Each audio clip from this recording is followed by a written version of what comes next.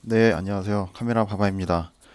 오늘 영상은 제가 장사를 하면서도 그렇고, 뭐 블로그, 아직 유튜브에서는 사실 그렇게 질문이 많이는 안 들어와요, 솔직히. 블로그나 뭐 문의글로 가장 많이 들어오는 어떤 필름 카메라를 사야 될까요? 그러면은 제가 여쭤봐요. 뭐 렌즈 교환되는 걸로요? 이런 게 이제 렌즈 교환되는 거.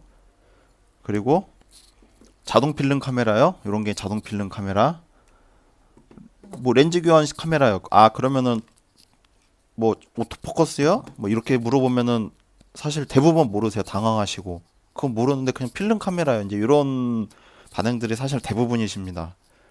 제가 그런 분들을 많이 이제 문의가 들어오고 많이 상담을 해드리고 이제 판매를 하기 때문에 이제 그런 분들하고 많이 대화를 해보고 네, 그렇게 해드리기 때문에 이제 뭐가 궁금한지 또 뭐가 필요한지 어떤 정보가 필요한지 이제 그런 거를 잘 알기 때문에 이제 그런 분들 위주로 초점을 맞춰서 제가 설명을 해드릴게요.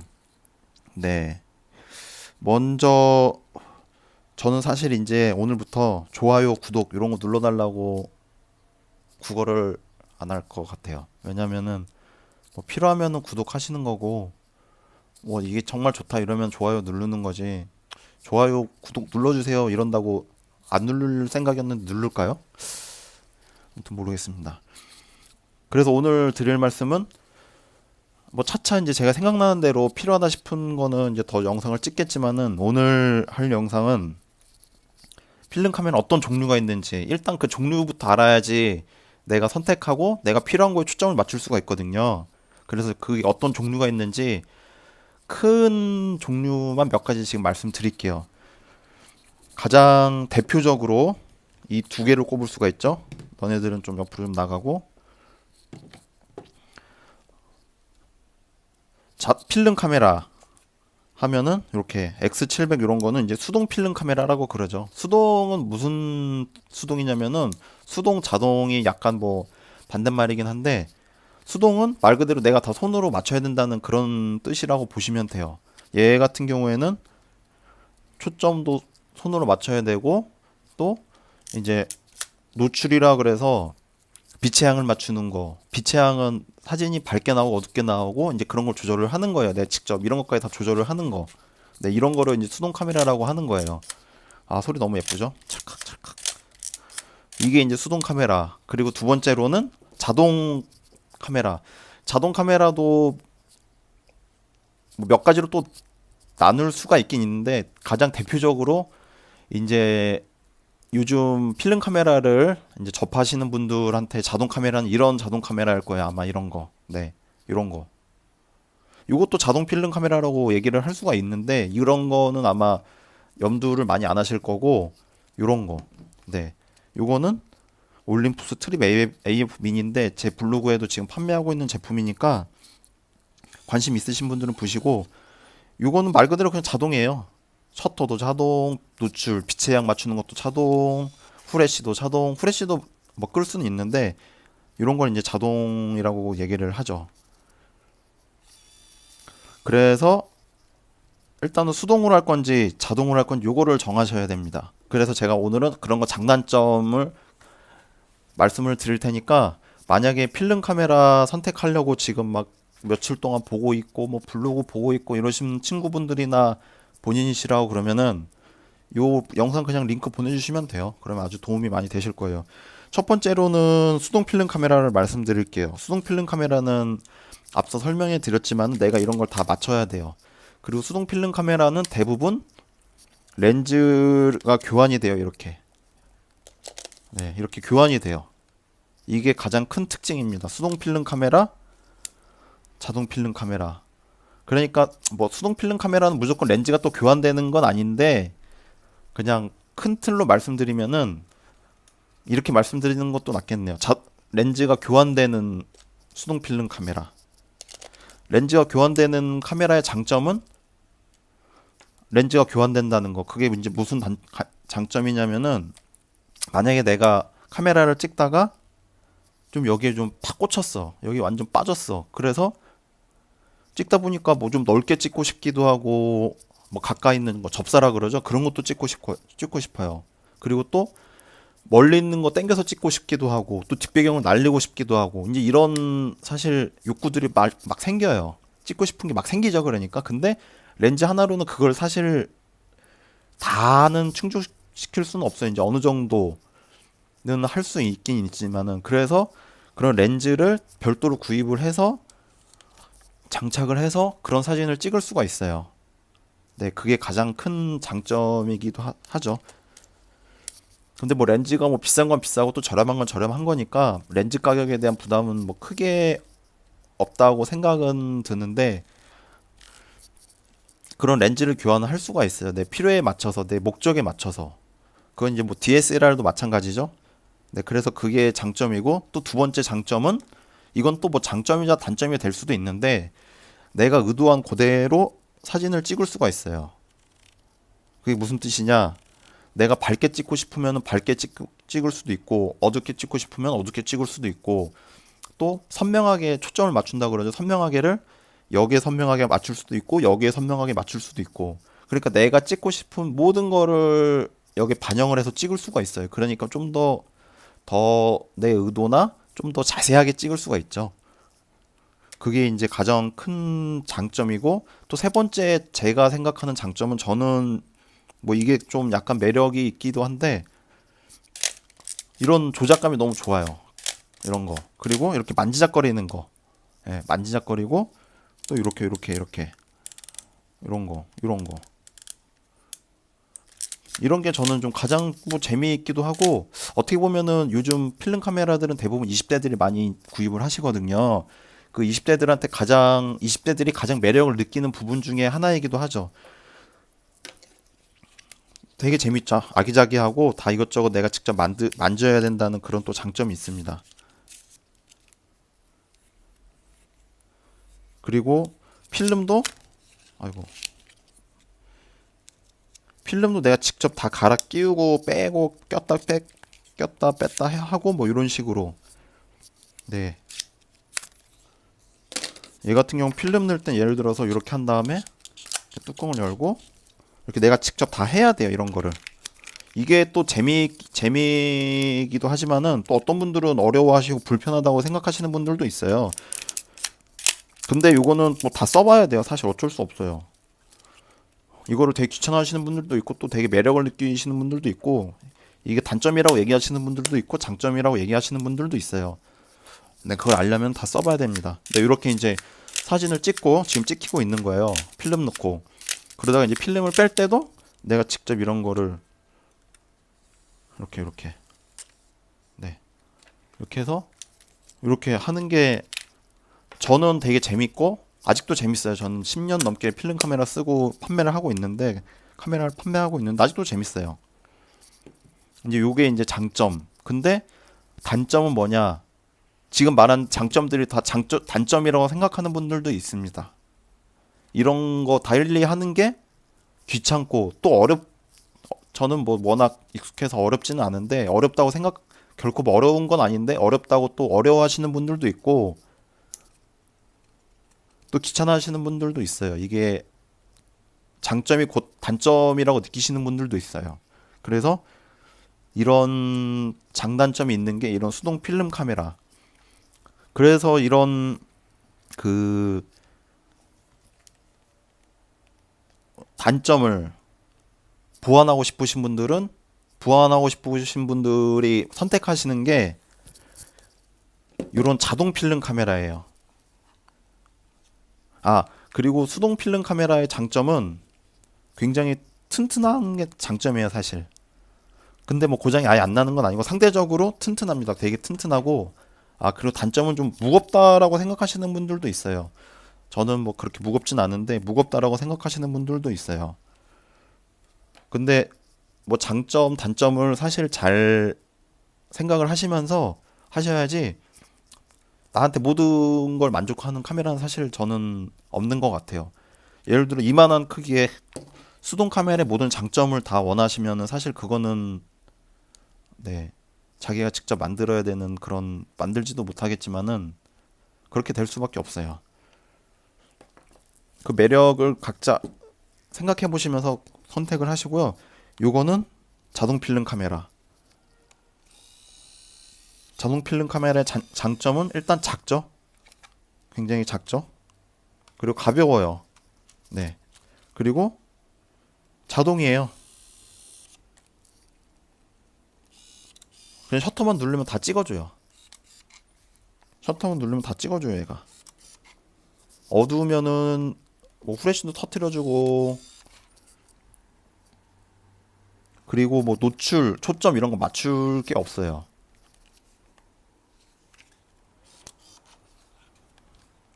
근데 이거는 장점이, 그리고 사진도 어느 정도는 예쁘게 나옵니다, 사실. 그리고 얘 같은 경우에는 이제 필름을 다 자동이에요. 그러니까 필름 끼울 때도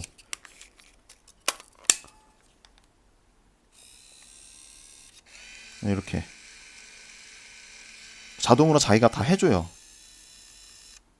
네, 자기가 다 해줘요. 필름이 잘못 들어간 것 같네요.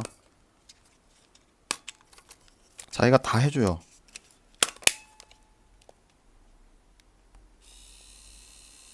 필름까지 다 감아주죠. 네. 이거 자동으로 감아주고, 그리고 필름 뺄 때도 그냥 요것만, 다 찍으면 자기가 알아서 감아주는데 지금은 중간에 이제 빼는 거라서 제가 이걸 누른 거고요. 이렇게 다 해줘요, 얘는. 굉장히 편하죠?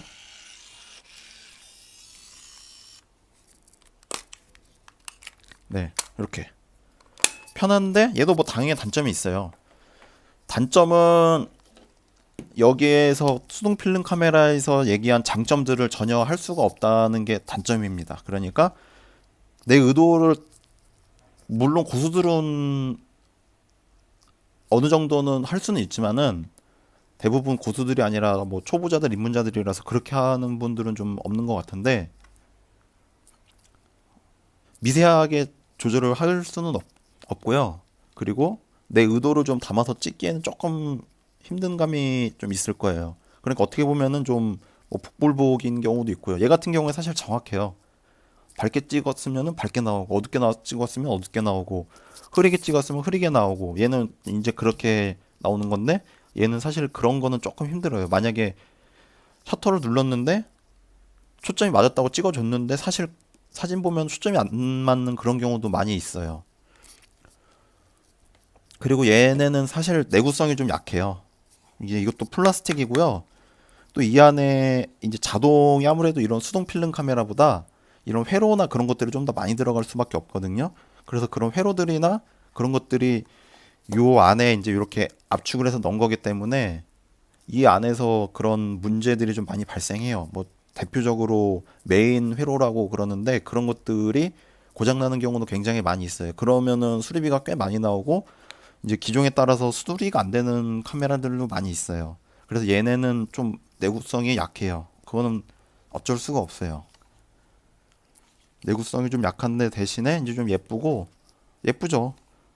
그리고 옛날에는 이게 가격대를 굉장히 저렴해서 저도 이런 똑딱이 카메라라고 그러는데 요거를 한 열 몇 대까지 모은 적이 있었어요. 근데 그때까지만 해도 뭐 이런 거 5만 원이면 샀는데 요즘에는 뭐 20만 원씩 팔고 그러니까 5만 원씩 뭐 사서 그런 거 10대씩 막 하고 그랬었어요. 근데 요즘 가격이 너무 많이 올라서 그렇게는 하기는 좀 힘들더라고요. 그래서 이게 자동 똑딱이. 근데 자동 똑딱이들 중에서도 요런 수동 기능적인 거를 어느 정도 할 수 있는 그런 자동 필름 카메라들이 있긴 있는데 그런 것들은 좀 가격들이 조금 비싸고, 근데 자동 필름 카메라에서 이 수동 필름 카메라들 기능이 들어가 있는 그런 자동 필름 카메라들 쓰시는 분들 막상 보면은 그 기능들을 잘 안 쓰고 거의 자동으로 많이 쓰시더라고요. 네, 이게 이제 자동 필름 카메라. 그리고 세 번째로 자동 필름 카메라. 얘도 자동 필름 카메라입니다. 얘는 제가 사용하는 EOS5라는 엄청 유명한 필름 카메라인데, 얘는 뭐냐면은 이 수동 필름 카메라랑 자동 필름 카메라의 뭐 장점을 많이 모은 거라고 생각하시면 돼요. 수동 필름 카메라에서 장점이 내가 다 직접 일일이 맞춰서 찍고 내 의도대로 찍을 수 있다. 이제 그런 거라고 말씀드렸잖아요. 얘도 마찬가지로 그렇게 할 수도 있고 아니면은 이런 자동 필름 카메라처럼 다 자동으로 찍을 수도 있어요. 이렇게 노출 보시면은 다 자동으로 찍을 수 있는 그런 것들이 있어요. 굉장히 편하죠. 그리고 또 초점 맞추는 거, 이런 수동 필름 카메라는 초점도 다 내가 직접 맞춰서 찍어야 됐죠. 근데 얘는 이렇게 되면 초점이 맞은 거예요. 네. 하지만 내가 손으로 돌려서 초점 맞출 수도 있어요. 이렇게. 그리고 자동 초점인데 얘도 자동 초점이라고 말씀드렸잖아요. 얘네들보다 초점 맞는 그런 정확도가 상당히 높죠. 얘는 초점이 맞았다고 찍었는데도 초점이 안 맞는 경우가 꽤 있어요. 근데 얘네는 뭐 거의 그런 일은 없죠. 물론 기종에 따라 얘는 그래도 어느 정도 괜찮은 카메라여서 그런 확률이 좀 높은데 또 안 그런 카메라들도 좀 있어요. 무조건 렌즈 교환식 자동 필름 카메라라고 해서 무조건 다 뭐 그런 거는 아닌 것 같아요. 그래서 얘네들 같은 경우에는 뭐 기능들이 꽤 많아요. 이렇게 연사라고 그래서 이런 기능도 있고요. 또 후레쉬도 이런 데 있고요. 후레쉬도 있고요. 네. 그리고 렌즈 교환식도 되고 또 이 카메라의 가장 큰 장점은 얘는 캐논 예로 대표적으로 들면은 만약에 내가 캐논 DSLR을 쓰고 있다, 니콘 DSLR을 쓰고 있다, 그러면은 이런 캐논 자동 필름 카메라 같은 거 하나 구입하셔서 쓰셔도 좋아요. 왜냐면 렌즈가 거의 100% 호환이 돼요. 캐논 풀프레임, 니콘 풀프레임 렌즈를 쓰셔야 되는데 그런 렌즈를 다 쓸 수가 있어요. 그러니까 카메라만 사서 쓰셔도 돼요. 이거 EOS5는 상태에 따라 물론 다르겠지만은 뭐 10만 원에서 20만 원 정도면은 충분히 사고 좀 상태 좋은 거 요런 거는 제가 지금 18만 원 팔고 있어요. 그래서 그렇게 쓰셔도 돼요. 그래서 얘는 필름 넣고 뺄 때도 다 얘도 자동으로 해줘요. 아, 오늘은 왠지 유튜브가 좀 길어지네요. 아이고.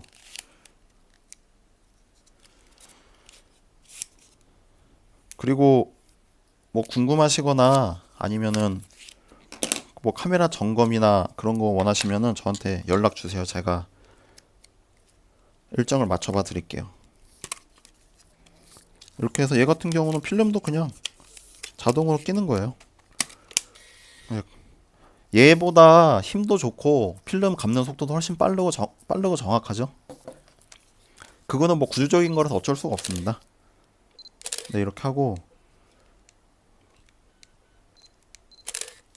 그리고 이제 필름 다시 이제 자동으로 감아주고요. 이 영상은 처음부터 끝까지 보셔야지 좀 이해하시기가 편해요. 10초 계속 빨리 돌리기 하지 마시고 한번 보세요. 이게 이제 렌즈 교환식 자동 필름 카메라. 얘는 그냥 자동 필름 카메라. 렌즈 교환이 안 되니까. 얘는 렌즈 교환이 되니까. 그래서 이거의 장점은 수동 필름 카메라의 장점 플러스 자동 필름 카메라의 장점이 있고, 그리고 캐논이면 캐논 렌즈를 다 거의 대부분 디지털 카메라 DSLR 렌즈를 거의 다 쓸 수 있어서 만약에 캐논 뭐 6D, 5D 이런 걸 쓰시면은 이거를 하시면 정말 좋아요. 그거는 정말 추천해드리는 방법이에요. 하나 있으면 또 되게 재밌어요. 근데 얘네들은 그 좀 수동 필름 카메라들보다 좀 더 좀 커요. 크죠? 또 얘는 수동 필름 카메라에 자동이 들어가 있기 때문에 크기가 좀 더 커져요. 얘보다 조금 작은 것도 있긴 있는데 그래도 얘보다는 좀 더 크기가 커요. 또 이런 장점이 있고, 얘는 근데 뭐 캐논 렌즈가 없다고 해서 얘를 선택 안 하겠다 이렇게 하실 필요는 없습니다. 왜냐하면 뭐 렌즈만 따로 구입을 하셔도 되는 거니까. 이런 부분에 매력을 느끼시거나 이 카메라의 필요성을 느끼신다면은. 그리고 이제 이건 어떻게 보면은 좀 다른 부분이긴 한데, 이제 클래식 카메라는 제가 생각하기에는 그냥 진짜 오래된 거, 뭐 1940년대, 50년대 막 이런 데 나온 클래식 카메라인데, 이건 사실 일반적인 경우가 아니라서 제가 말씀을 안 드리려고 그랬는데 가끔 그런 걸 여쭤보시는 분들이 있는데 클래식 카메라는 사실 사진 보고 막 예쁘게 나온다고 이제 하시는데 사진은 물론 다 예쁘게 나오고 다 잘 나오겠지만은 클래식 카메라는 장점은 이런 클래식한 매력이 있죠. 이것도 저희가 정말 좋아하는 필름 카메라인데 한 1950년도에 나온 걸로 알고 있어요. 근데 이쁘죠. 근데 진짜 안 써요. 저도 잘 안 써요. 저는 근데 나름 이 역사적인 그런 의미를 두고 있어서 저는 갖고 있는 거긴 한데 클래식 카메라들은 예쁘고 뭐 사진도 이런 얘네들보다 좀 더 빈티지하게 나올 수도 있어요. 왜냐면은 오래된 카메라이니까. 얘만 해도 90년도에 나온 거고 얘는 50년도에 나온 거라서. 근데 그런 빈티지함 장점은 그런 거 딱 하나고 단점은 쓰기 진짜 불편해요. 쓰기 진짜 어려워요. 그리고 작동하기도 어려워요. 필름 넣기도 어려워요. 그리고 아무튼 모든 게 다 불편해요. 이 파인더라고 있는데 이거 봐도 되게 조그매요. 되게 조그매요. 근데 그게 사진 찍는데 굉장히 중요해요. 되게 조그마고 초점도 그래서 잘 안 맞고 실패할 확률도 높고요. 근데 되게 매력은 있는데 이거는 쉽게 권해드리지는 않아요, 사실. 이런 클래식 카메라를 찾아 헤매신다면 한번 다시 한번 좀 그런 쪽으로 생각을 해보시기를 바래요. 아니면 이런 부분을 충분히 숙지하시고 아 이런 장단점이 있구나 이런 거를 최대한 좀 생각을 해보시고 그리고 클래식 카메라는 또 수리도 안 되는 것들도 굉장히 많아요. 또 작동하기도 굉장히 까다로워요. 왜냐면은 그 시스템이 1940년대, 50년대, 심한 거는 뭐 1920년대, 30년대 이런 100년 전에 나온 것들이라서 그럴 확률들이 굉장히 높습니다, 사실. 그래서 저는 뭐 클래식 카메라는 굳이 추천은 안 하고 근데 좋아하시는 분들은 좋아하세요. 근데 찍기 진짜 불편하고 고장도 잘 나는 편입니다, 사실. 그리고 고장 수리도 잘 안 되는 것들도 많이 있고요. 그런 거를 감안해서 좀 이제 쓰실 분들은 쓰셔야 될 거예요. 이것만 해도 뭐 쓸만하긴 한데 진짜 이쁘죠? 제가 이렇게 제일 오래 갖고 있는 카메라들이 두 대예요, 지금. 둘 다 50년대에 나온 카메라들인데. 네. 그래서 그리고 이런 거는 또 노출도 안 돼요. 빛의 양을 이런 것들은 이런 X700은 지금 밝게 찍힌다, 어둡게 찍힌다 이런 걸 다 알려주는데 얘네는 그런 게 없어요. 감으로 찍거나 별도로 노출계를 들고 다니셔야 돼요. 클래식 카메라는 그런 사실 장점보다 단점이 더 많은 카메라들이긴 하죠. 또 크기도 굉장히 크고 아무튼 불편해요. 저도 클래식 카메라는 못 만지는 것들이 꽤 많이 있어요. 근데 또 잘못 만지면 고장나요.